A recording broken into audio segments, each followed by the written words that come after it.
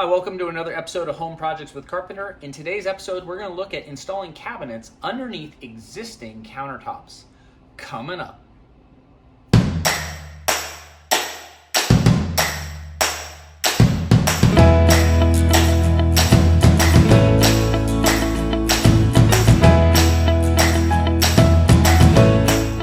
So as you can see, I had some water damage and I had to remove the cabinets that were underneath the countertop, which meant I need to order some new cabinets and do all the plumbing and all the flooring upgrades and all that and put the new cabinets in place. It's a little trickier when you're doing new cabinets because normally you install cabinets and then you put the countertop in place.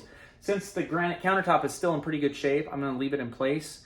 I have to do some wall prep for where it gets mounted to. So the wall prep is going to include all of the electrical, some of the drywall and insulation, and also some of the layout of the cabinets as they get mounted on there. It's also going to include some plumbing, which is going to include removing the existing sink and then also doing the capping of the plumbing rough-ins there.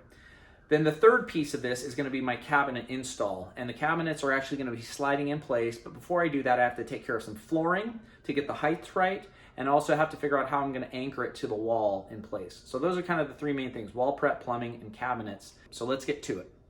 So the issue that we have is when you're installing cabinets, you normally install them here and have this piece of plywood that's attached to the top of the cabinets. This goes on first, then you install this, and then you put your countertop on top of that, the entire. Since I had to remove the cabinets and we're gonna leave, and we left this in place, this piece is kind of supporting this right here.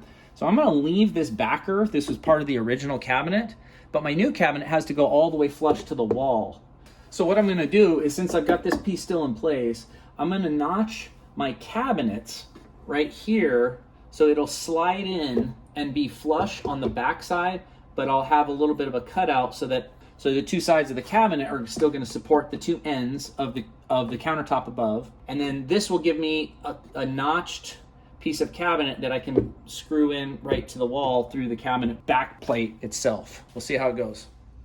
So when I was in here, I noticed that there were some water pipes that didn't have any of these cover plates over them, just to protect them in case for nails. So I did see that this connects from my cold water supply out here and goes out to a hose bib outside, and it was kind of loose. So I just did a little strap job just to keep this so it doesn't move around outside and also inside. Just want to, okay, just finished putting some insulation up. Got studs here, just standard 16-ounce center. I tucked it in just a little bit underneath and then put it in on those bays. I'm going to cut around when I put this on just so that it doesn't quite, so it just kind of notches around around the receptacle. So what I did over here was, because I have exactly 35 inches from the underside of the counter to my floor, I put a 1/2 inch piece of OSB down here so I can slide it, kind of rest it and slide it right up on here. It kind of barely misses right here. So I'm just a little bit shy, and I had them build these 34.5 so that I could slide it up underneath, kind of barely get it in there, sneak it in there. And then once it's in place, I'm going to shim it from the bottom and kind of hopefully get that nice and tight up to the bottom of the counter. Okay, now after I slid that in place, you can see there's a little bit of a gap right in there. I needed that gap just so I can get up and under or over the OSB on the bottom.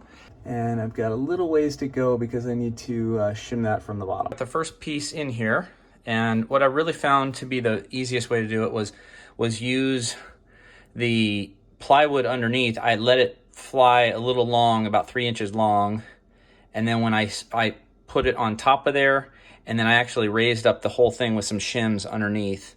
So you can see where the shims were laid. So I had a shim up there and just kind of raised that whole thing up, and I just made a nice seam, nice joint right up there. And then inside, before I put the front face on, I actually just drilled into the studs there.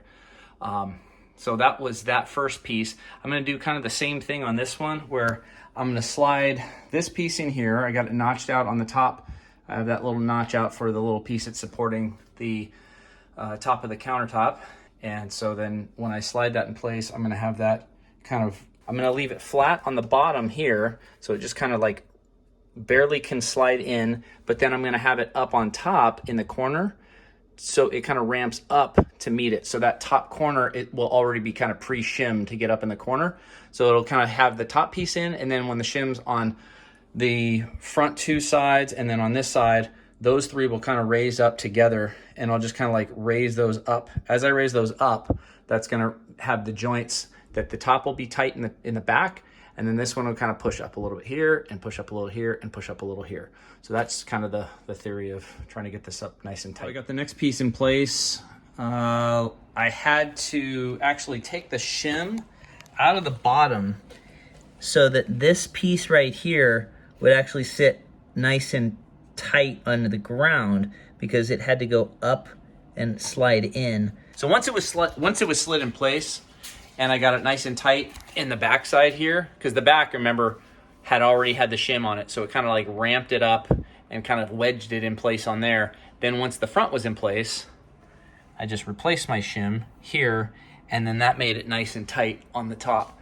So it's pretty much tight here, and then it kind of dies off a little bit. The gap kind of comes off here, so I'll get this gap with this. When I put the next piece on, I'll shim the whole thing up, and I'll push the whole assembly of this piece and then the next cabinet up once it's in place.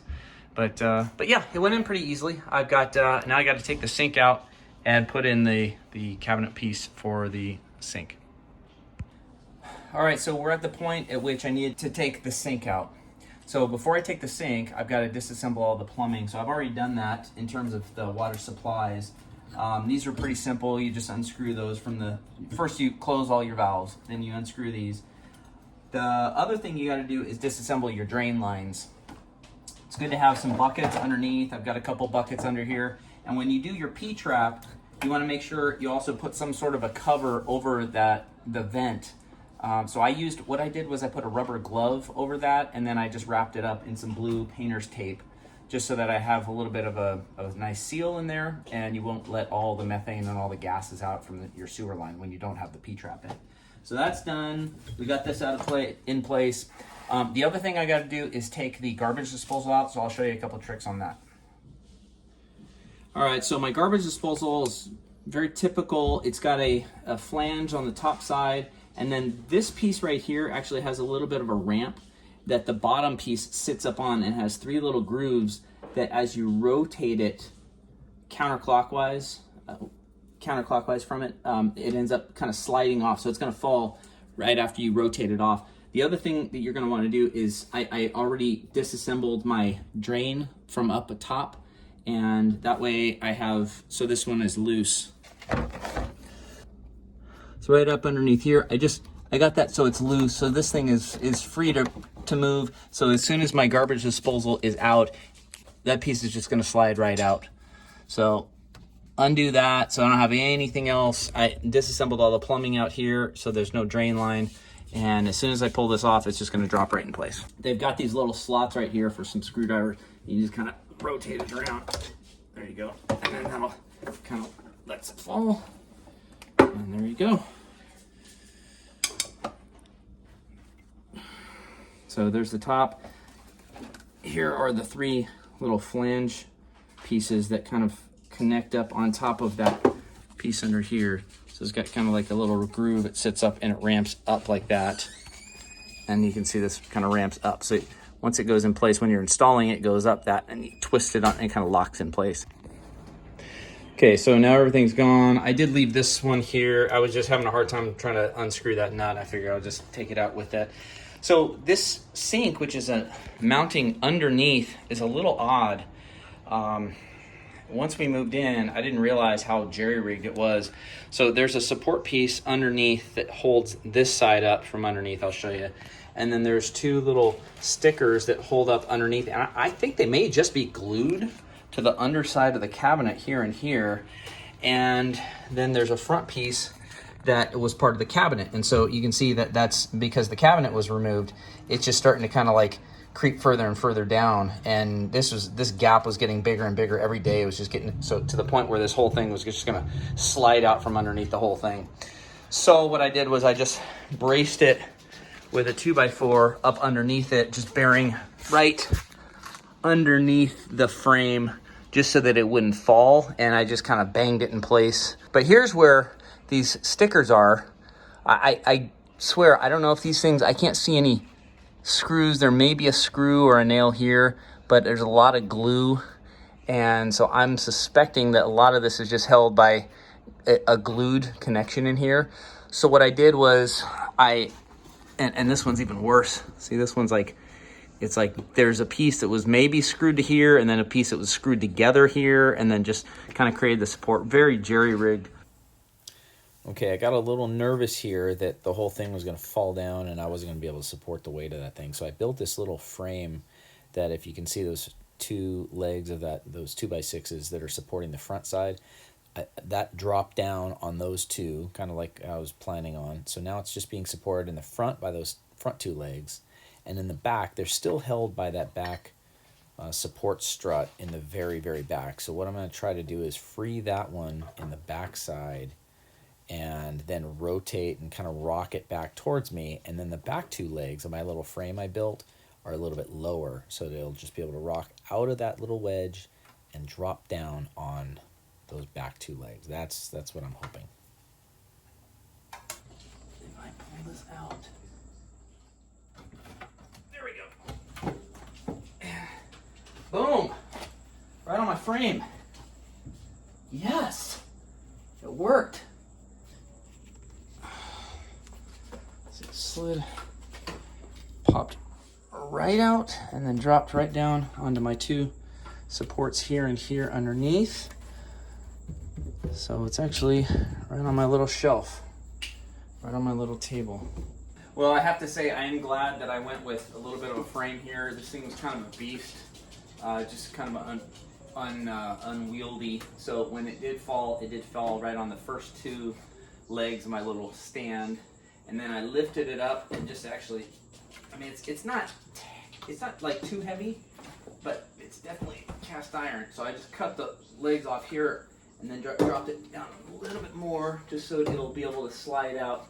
So I'm going to pull the whole frame out and then just carry it out all the way out from under.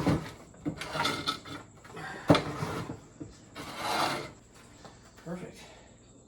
All right, so let's take a look at this thing now that the sink is out. But you can see that little groove, it was kind of mashed up in against, and just tons and tons of glue and just nonsense.